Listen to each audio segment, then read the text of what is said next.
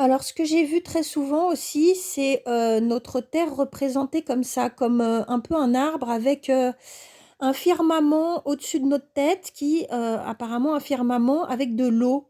Un firmament qui serait, qui nous protégerait et à la fois qui nous enfermerait. Voilà. Un peu comme aussi une prison. Voilà. Donc, vous verrez ça très souvent si vous faites vos recherches. Alors après, par rapport aux dieux, on a toujours, comment dire, depuis toujours vu des dieux qui viendraient nous sauver et qui nous auraient créés. Donc, pourquoi pas des dieux qui nous auraient créés, d'accord, mais qui attendraient d'être vénérés et qu'on percevrait comme des sauveurs. Moi, de ce que je peux retenir comme leçon, c'est qu'en fait, nous sommes nos propres sauveurs. Si quelqu'un peut venir nous sauver, tant mieux, on peut demander de l'aide, mais nous devons aussi nous sauver nous-mêmes. Ce que je veux dire, ne pas attendre un sauveur. Voilà.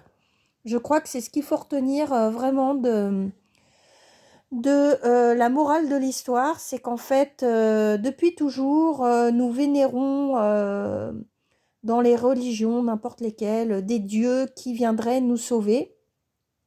Alors, je ne vais pas polémiquer sur qui est Dieu, qui l'est pas, ou qui a fait ci, qui a fait ça.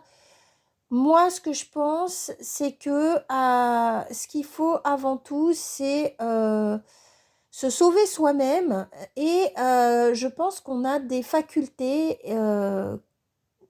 très fortes. Et ce que je veux dire par là, c'est qu'on émet aussi des vibrations.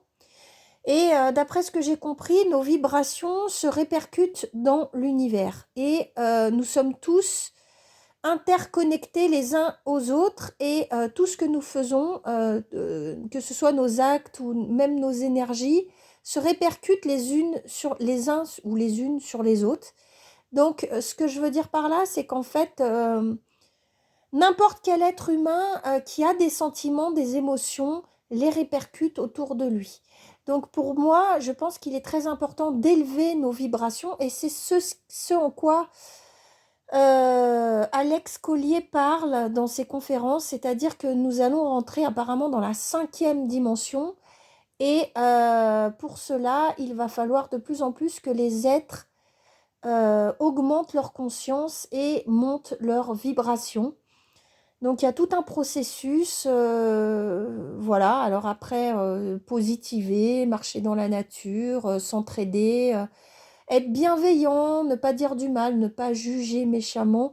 Voilà, pour moi, c'est ça que je perçois beaucoup et beaucoup la méditation qui aiderait à s'élever. Voilà, donc je vous donne un peu mes petites anecdotes.